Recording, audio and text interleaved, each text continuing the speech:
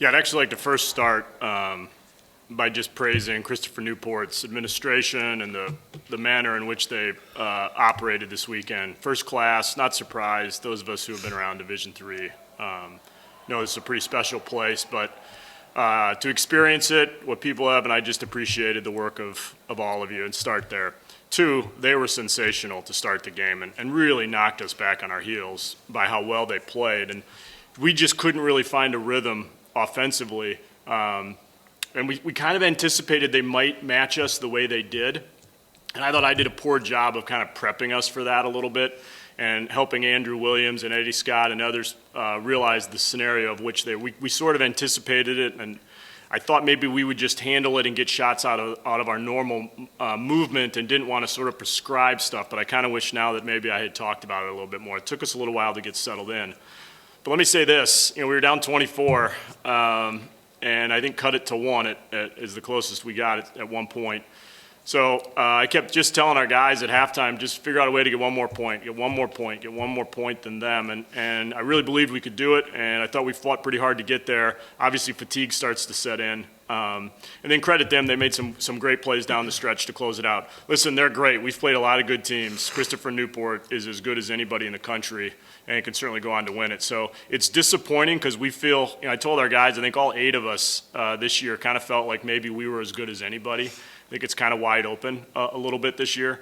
And we certainly felt like we were good enough to go win it and win the 2 games in Fort Wayne. But proud of our guys, a historic season. This young man will go down as one of the best players Wheaton's ever had. And I think he won 9 NCAA playoff games in his career, which will be right there with everybody. Just a warrior. I've loved coaching him. It was easy to coach. I love him to death, and just proud of our team. Coach, tonight we've talked before about how Tyson is arguably one of the best players in Division III, if not maybe the best player in Division III. Just expand on what he showed tonight to just show that he is. Yeah, I mean, best, when we started talking about the season, I thought it actually helped us a little bit that he maybe didn't get the attention early on that I perceived he should have, and he's kind of always competed a little bit with a chip on his shoulder because he's small, and people sort of dismiss him because of his stature, which I may or may not relate to. But he's a warrior, and he fought tonight like crazy, and I don't know where he ranks among the players in the country. I can tell you there's nobody I would trade for him. I think he's as good as anybody. And, you look at tonight, he gets 34 points, 8 rebounds, 6 assists, plays all 40 minutes. He's a pretty special player. Tyson, just kind of talking about amongst the rest of your teammates, you guys were down by 24 at a certain point in a hostile environment here at the Freeman Center. Just kind of talk about the belief that you had in your teammates that you guys truly were never out of it until the final zeros. Yeah, I mean, I felt like first half, obviously, we were getting good shots. We had a lot of good looks at the basket, and they just weren't falling. And they were hitting really tough shots in the first half. And so, we just, like Coach was saying, we just went into second half. The goal was just to beat them by 1 point at the end of the game. And that's kind of the mentality we took. And second half, we just started to, turn it on, hit some shots a little bit. But, yeah. Tyson, Coach has talked all season about how the pieces for this team just fit.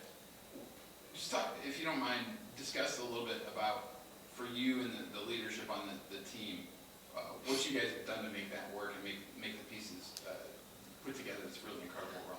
Yeah, it's really up to the guys in the locker room. Like you see, one of our elite players, Eli, go down in the CCIW tournament, and you see a guy like Nate Sock step up and have 3 incredible games. And so it's just a testament to those guys' character.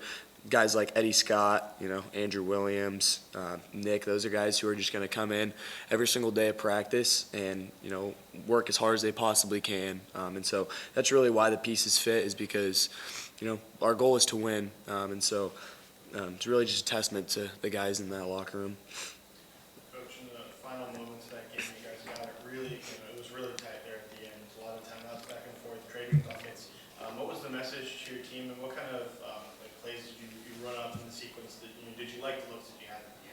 Yeah, I mean, this will shock everybody. Most of it was to get him the ball and get everybody else out of the way. That's tremendous coaching. You know, I was frustrated myself. I did a poor job in that last timeout. We had a little bit of chaos, and we should have just let everybody stay on the floor with foul trouble, commit a foul, have somebody foul out, and give ourselves a chance. And that's on me. We didn't have a very good time out there. You don't know me very well, but I usually do just tell the truth, even if it's not in my best interest. And I just had a bad time out. And I wish we had that opportunity back. I don't know that we would have won the basketball game. They'd probably go down and make 2 free throws. But we should have fouled there and at least given ourselves a chance to see if they'd go down and make a couple. But really proud of our guys. You know, the thing is, it's so hard to get back into it that once you do it, it's kind of hard to get over the top. The fatigue sets in, and I thought they showed great composure. John's such a phenomenal coach that I thought they made some plays when we got it there instead of panicking. That give them a lot of credit to their ability to close it out. Yeah, Coach, in the comeback when you were down 17 to getting it to within 2, were you surprised by how CNU was guarding you? They were switching a lot. They were basically allowing you to go backdoor almost every possession. Were you anticipating that? And were you happy with how you guys attacked that? Yeah, obviously the answer to the second part of the question is of course. Yeah, I really was. Not really. I don't think they necessarily defended us differently than they had been. I think maybe we had started to exploit it a little more. Tyson did a good job on a couple of occasions of penetrating to a spot, jump stopping, and then TJ Askew would cut. And we've kind of done that off and on all season with that type of movement. So it was probably a better way to say it. It was nice to see it because we didn't see it for long stretches. We were pretty stagnant at times last night as well. The difference being St. Joe's didn't have quite the offensive firepower that Christopher Newport showed tonight.